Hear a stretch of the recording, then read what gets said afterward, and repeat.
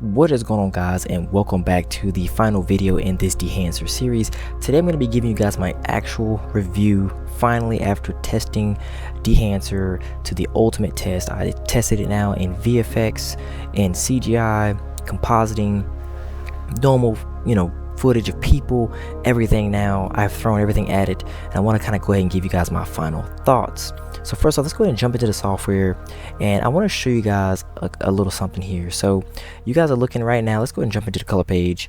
You guys are looking at a piece of footage from Dehancer that I have actually turned into this. Let's kind of break this down for a minute. Let's go ahead and turn off Dehancer for a second. Actually, let's do this. Turn this off. We're going to turn this VFX off too. So as you can see, all I have is my little ship flying in here so far. And I went ahead and added like some clouds and things too before I did this in Davinci. I actually did this in Blender. Okay. Now, I added in this building lastly afterwards and kind of tracked that into the scene since the camera barely moves. And then of course I went into Dehancer and gave it like this filmic looking vibe. Now right now, as you saw when I turned on Dehancer, this image turned into an entirely different vibe. That is because Dehancer blew me away when it comes to VFX and compositing.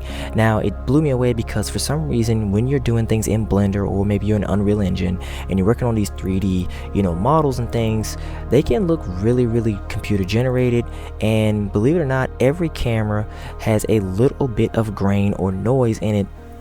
And I think being able to replicate that grain and noise for the focal length or the film or the stock or the lens or whatever you're using to capture video, you can actually match your VFX pieces with that. That right there just blew me away, how well it actually does that, and then how the vignetting works really, and compositing and just making your visuals really kind of come to life. I'm gonna go ahead and jump in here and talk about these different film looks. Actually, they're under film right here. So you got these different film looks. So right now I'm on this one called Prokudin Gorksky. I don't even know what that is. I never heard of that film stock, but you got all these different ones, that really can create some really cool looks. I know this there's another one that I was using. I think it's Agafka Color. Again, as you see, you can make them have different exposure levels and things, and it can really inspire different looks, and I think that's really cool. And that's another thing I'll go ahead and say is that Dehancer did a really good job of kind of reminding me of, I would say it kind of reminded me of how far I can go with color, and it reminded me to do things with color that I normally wouldn't. And I think it just inspired me to be completely honest with you guys. So, and then and also this grain, the way it adds grain is really neat. Now you can get really granular with how it adds grain into the image. I don't know if y'all can see that on YouTube here. I'm trying to blow this up, but it just did a really good job of making this look really realistic and cool and filmic.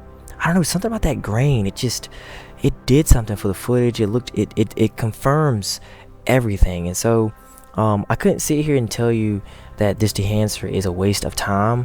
Is it worth the money? I think so. I think Dehancer is good for someone that struggles with the color space transform, and you want to just be able to pick your camera and change the color really easy. Dehancer is for you. I think it's really good too for people that need to know all the available options to make their footage look more unique. You got everything right in front of you, and I think Dehancer is for you.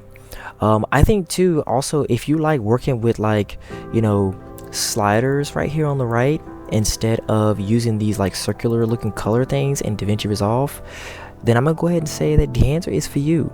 If you love to really play with different film stocks, or you're trying to emulate actual film, like your actual video was made on film, not digital cinema cameras like today, you want to give it this retro, rustic, or archaic, antique vibe, then Dehancer is for you.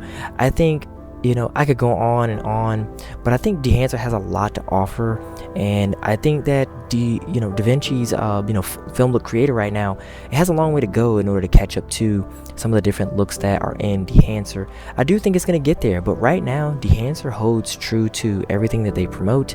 It definitely did make my color grading process a lot more interesting and inspiring and really cool and unique. And everything's in one node. I mean, it's just really easy. So, you know, I think that they are ahead of the game, and I think it's going to evolve over time. But even right now, as it is with Davinci 19 coming out, you know, I am in Davinci 19 beta, as you guys can see.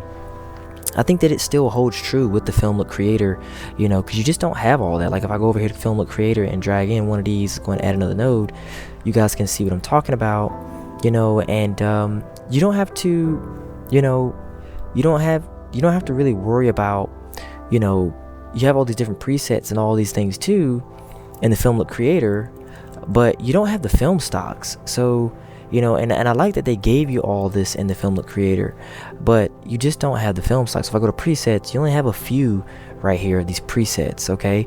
So that's kind of where I would say, you know, Dehancer really supersedes the Film Look Creator right now, in that it replicates specific film stocks. So anyway, guys, I am done ranting on. Both of them are really cool. I definitely think having both is great, but if you're looking for a retro project or something like that, I think that going with Dehancer is a great option. Alright guys, well, I'm going to end the video right here. I hope you guys have a great day, a wonderful week, and a wonderful year. I will see you guys in the next videos. Take care. See ya.